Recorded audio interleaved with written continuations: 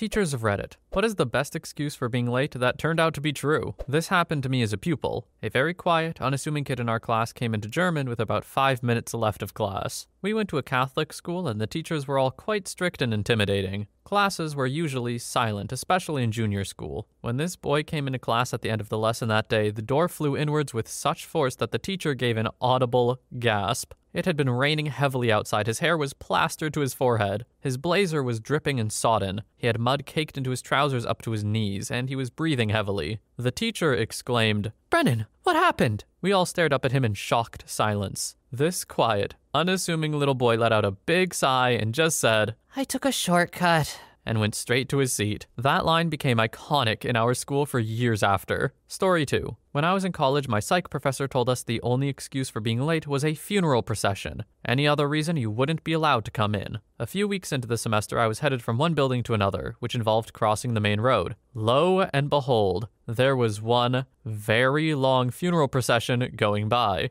I got a short video of it as proof and then stood on the sidewalk to let it go by. Unfortunately, the procession made me late to class. I knocked on the door and the professor came over to start to tell me off. I showed her the video. "Well, I'll be damned. Come on in." Story 3. I'm an English professor, and one year a pretty good student showed up without one of his 2 major term papers. He explained that his safe had been stolen by a contractor who was working on their house. His laptop was in the safe, and that's where the paper was. I genuinely believe him because he's been a really good student. Then, over the next few weeks, he started to show up to class looking very tired. He said that he was on a hunt for the person who stole his safe, and was spending late nights with his cousin driving around looking for the guy because they knew his van. Now, the student and his cousin were both recently back from tours in Iraq and had seen combat experience. They wanted to find the guy to beat the crap out of him and get the safe back, because his wife's wedding ring was in the safe as well as a bunch of cash. He rewrote the paper and turned it in, apologetic it wasn't up to his usual standards, but he still kept coming to class looking like he hadn't slept. After a while, he came very happy to my office hours. He reported that he found the guy after a long search that involved breaking into a drug den, shaking people down with baseball bats, and even bribing some escorts. He said that they found the guy's van at a Taco Bell after getting a tip from an escort. They cornered him and waited for the police to come. I read in the news that he had in fact done a citizen's arrest and stopped the guy at a Taco Bell, and that they ended up calling in the Secret Service because he used cash that he stole from the safe to buy a bunch of counterfeiting equipment. Secret Service apparently investigates counterfeiting, so the whole investigation happened because this guy who I dub the White Shaft tracked the scumbag down through the bad side of town late at night to get a wedding ring, some cash, and his research paper back. It all turned out to be true. He got the ring and the laptop back. I gladly accepted his original paper, and it got a much higher grade than the rewrite. Oh, talk about stealing from the wrong people. 99% of the population would have been like, that sucks. Not these guys. Wrong house, buddy. Story 4. I was one of about 20 kids who were late for school. We showed up at the school office as a group, and when questioned why we were late, we said, "The school bus blew up." They questioned,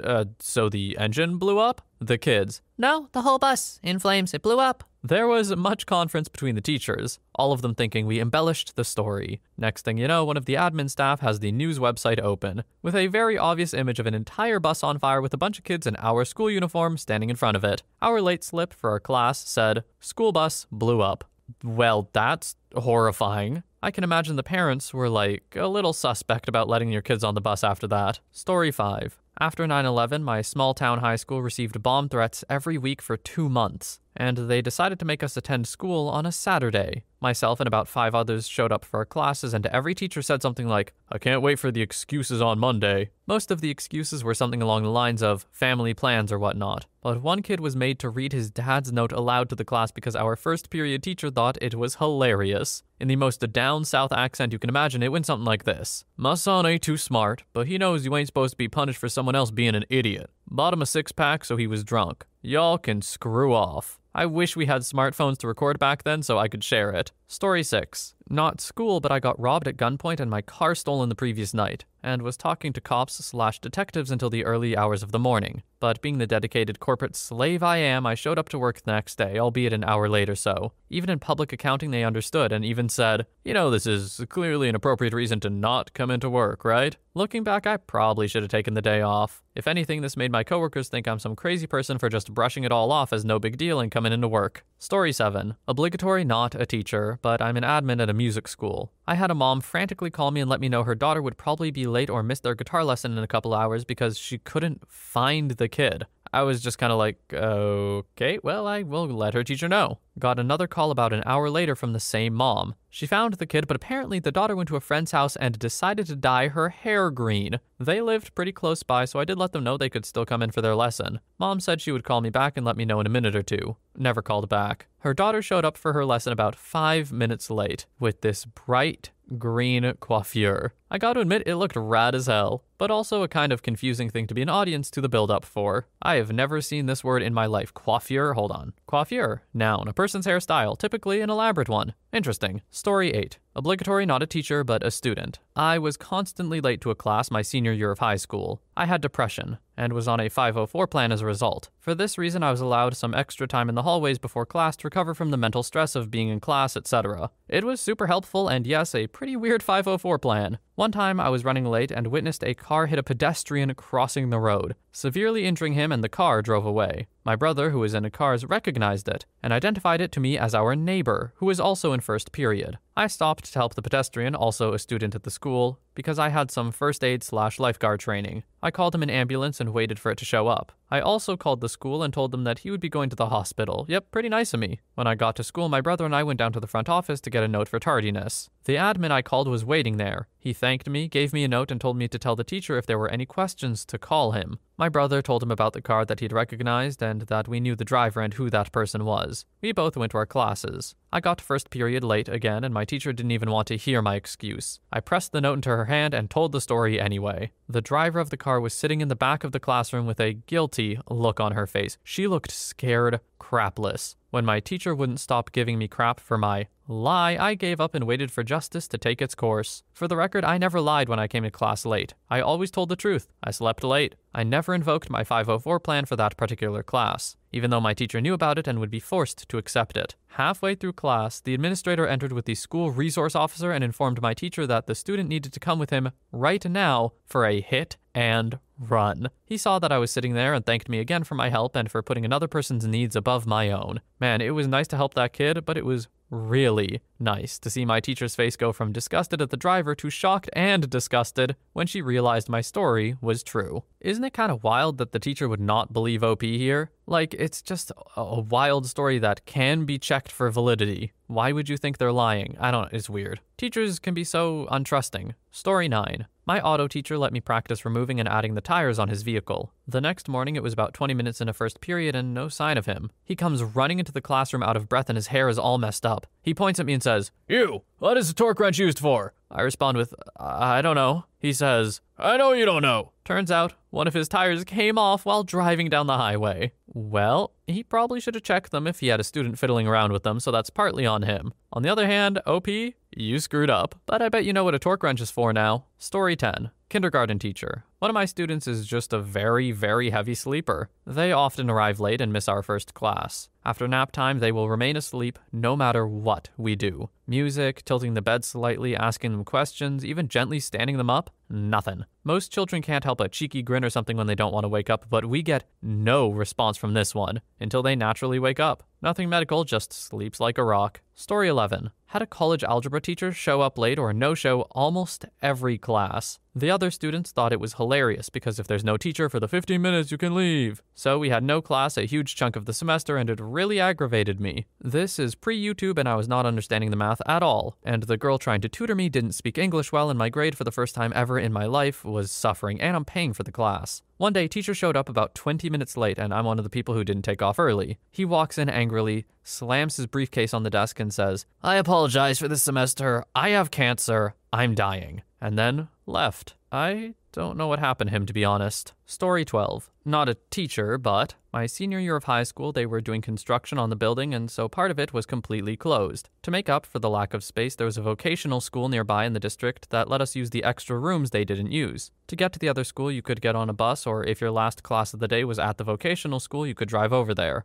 I was driving a friend and myself over to the same English class. Traffic gets pretty stop and go at this time, as there are a lot of buses and students all going to the same place. The kid behind me wasn't paying attention during one of the stop moments and rear-ended me. Now, it was stop and go traffic, so it wasn't like any of us were going fast. It was really just a bump. Still, everyone got out to see damages and make sure everyone was fine. We were. We both had piece of garbage cars. We both decided that nothing was significant. May as well get back into the line of traffic and get to class. Bonus, the kid who hit me was also in the same English class. My friend and I walk into class late first. The teacher was known for being a stickler. Very snidely says, "You two better have a good reason for being tardy." My friend laughs and I respond, "Yeah, other classmate just rear-ended us on the way here. You can confirm it with him when he gets here." So a minute later he rushes in and says, "Sorry I'm tardy. I hit them and his friend." Rest of the class laughs. Stern teacher makes us all get down to business. The end. Story 13. I remember in high school, another student asked our history teacher this question. Our teacher's answer was that he had this student run in 20 minutes late, not say a word, turn the classroom TV on, and start flipping through the channels. When the teacher asked him what he was doing, the late student said his country is under attack. When the teacher asked him what he was doing, the late student said that his country was under attack, and that he figures that the teacher didn't hear his dad start to yell at him to return home when he was just down the block. The student explained he went to see what his dad wanted back at home and that his dad hugged him and showed him the news before driving him to school late. Our teacher explained the only acceptable reason he has ever let anyone show up late was 9/11 or a personal tragedy. Okay, but it's high school though. It's not that serious. People can be late to classes. With some consequences, sure, but you don't need to be so, strict on it, in my opinion. Story 14. Late and also not a teacher. But I was working as a trainer in a call center in South Africa a few years ago, when none of my trainees showed up at our 9 a.m. start time. One of the guys in the group called me at about 9:15 and informed me they were all on the same train, which had been hijacked. Literally, armed men had boarded the train, taken control of it, and were robbing everyone. This guy was so apologetic, telling me they were getting there as soon as they could and sorry for delaying my training, etc. They were still only 15 minutes late, and during all my time over there, that was the most South African thing I had ever seen. Story 15. Not a teacher, but a true story I don't think was believed. So I'm walking to uni after parking my car about a kilometer away from campus with a no parking meter. On one of the windiest days I've experienced, I'm walking across an overpass, and one of my headphone earbuds falls out. As I reach up to grab the earbud and place it back into my ear, a heavy gust of wind makes me essentially slap myself, knocking my glasses off, and they fly over the barrier onto the road. As I stagger for a moment, I can't find them. Then I notice they're on the road about half a second before a semi drives over them with a handful of wheels on one side. I stand there stunned. Do I just go sit in class? Do I walk back to my apartment, maybe 4 kilometers? Do I drive home blind? As I ponder for far too long, I remember attendance is mandatory for marks. So I walk in 10 minutes late, don't unpack anything, and just sit there, which leads to a discussion with my professor after class that went splendidly. Just want to say, any academic uni class that requires you to attend to get marks is weird, right? I don't think any of my classes had that. No academics, at least, I mean. Story 16. Not a teacher, but my science teacher was hounding me to retake a test after school once, and before she gave me the paper, I stepped out for a phone call. Turns out my parents were getting divorced, and my dad had been arrested because my mother falsely accused him of assault when he filed at the courthouse before her, and so had residence at the house and custody. My teacher found me and thought it was an emotional breakdown because of the test, and I managed to blubber out everything so she vaguely understood while she tried to get me to calm down.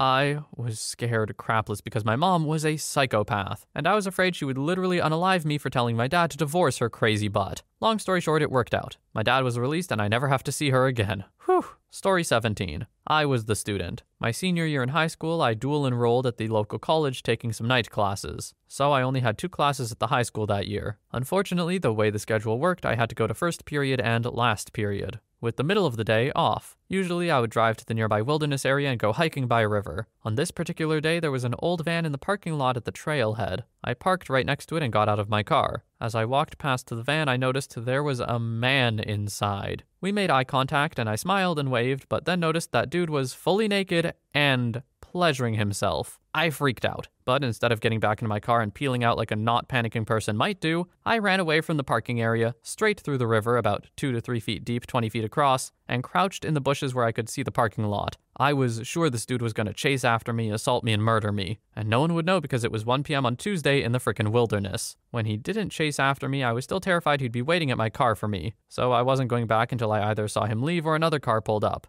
It was 2000, so I didn't have a cell phone, and I waited over an hour for another car to show up. When it did, I emerged, ran back through the river, crawled into my car from the passenger side because the driver's side was next to the van, and sped the hell away. I was 20 minutes late getting to Spanish class, but I thought my teacher would understand given that I was soaking wet up to my waist and clearly something had gone down. But she wouldn't let me join the class until I explained my tardiness in Spanish.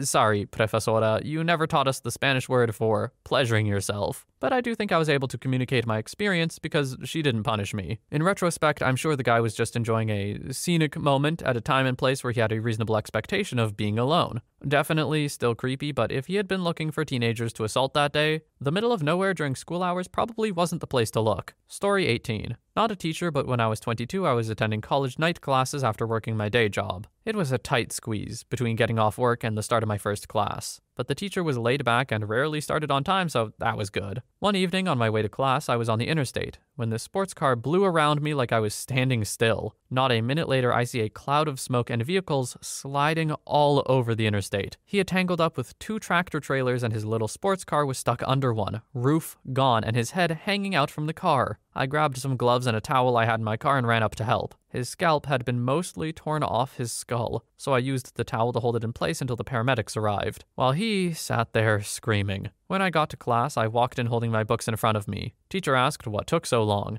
as I was about half an hour later than normal. I told him that traffic was bad and he made a joke about how traffic was hellish that night, as I took my seat and put my books down. Everyone was instantly silent. Unbeknownst to me, my shirt was covered in blood. Needless to say, I was excused so I could go clean up and change. How do you not notice your shirt covered in blood? Like, I understand in the moment, there's a lot going on, adrenaline's high, but you're like on the way to class and you have a moment to check yourself before you, I don't know, step out of the car or something. Maybe OP just didn't think about it, fair enough. Story 19. I teach a college freshman paper writing class. Over the course of the semester, we have 2 workshop sessions where students bring in their drafts and critique each other's drafts. Each one counts for 5% of the grade, and missing it unexcused means forfeiting that 5%. An excused absence makes the other workshop session worth 10%. Anyway, during the first workshop session, there was a student who I did not expect to be absent at all, but 60 minutes into the class still hadn't shown up. Class is 90 minutes long. Normally, I wouldn't allow someone to come in that late, especially to a workshop session. However, he had the best excuse. He hands me this letter from a doctor at the PE department. Turns out he had judo for PE that morning. He paired up with a more experienced partner who flipped him upside down. He landed on his head, I think. Under symptoms, the note read that he had temporary memory loss and a possible concussion. Under recommendations, it said that he should go home. I asked him, why didn't he go home? He said that he didn't want to deal with the complications of missing workshop. I should note that my class was on the 5th floor of a building with no elevator and high ceilings, so he had already gone up 4 flights of stairs. I didn't want to waste his efforts, so I let him push through. He mentioned he couldn't remember where he put his pen needed to write comments on classmates' drafts, so I barked at one of his poor classmates to lend him one. Afterwards, I went to our faculty room and told them about it. They all called BS. Then, I showed them the note, which completely changed their tune. Started accusing me of creating a pressuring classroom environment. Half joking, I think. Story 20. This was my excuse from high school. I missed first period. My then boyfriend was camping outside overnight in front of the NYC Macy's for a chance to buy one of the first 200 Lady Gaga perfumes. Those first 200 came with a ticket to her Macy's launch event, which included a meet and greet. My parents had said that I couldn't sleep overnight outside Macy's, so I didn't go. But the next morning, I get a call from my then boyfriend saying they didn't sell out of all 200, and if I wanted one, I had to get there ASAP. This call came in around 7:30, so I raced to catch a bus in the city from New Jersey, sprinted from Port Authority to Macy's, bought the perfume, got the pass, sprinted back, caught the bus back, and ran to class. My English teacher asks me why I missed first period, and I just say, sorry, was picking up tickets to Lady Gaga's perfume launch event. Missing one class in high school, Lady Gaga launch event, meet and greet. Look, all I'm saying, I get it. I think OP made the right choice here. It's just one class. And hey, that's all the stories we have for today. If you have any of your own, which I'm sure you do, throw them in the comments. I'll give them a read. As always, I hope you have a wonderful day or night wherever you are, and I'll see you in the next one.